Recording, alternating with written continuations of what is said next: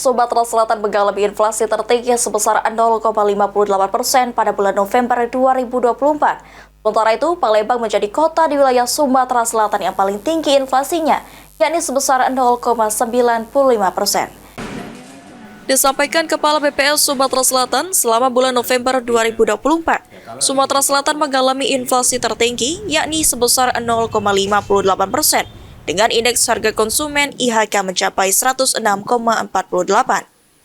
Kota Palembang menjadi kota di Sumatera Selatan dengan inflasi tertinggi sebesar 0,90% secara year to year.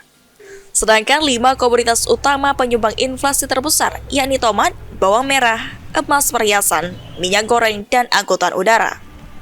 Inflasi tersebut disebabkan menjelang momen Nataru, sehingga masyarakat sudah melakukan beberapa persiapan di bulan November. Mulai ada karena distribusinya, terus kemudian ada yang stok gitu ya untuk karena Natal ya, perlu diketahui teman-teman, untuk kaum Kristiani itu meskipun hari Natalnya tanggal 25, tapi mereka itu sudah momennya di November ya. Jadi bukan berarti mereka itu, kalau kayak kita itu sebenarnya Idul Fitri tapi Ramadan gitu loh.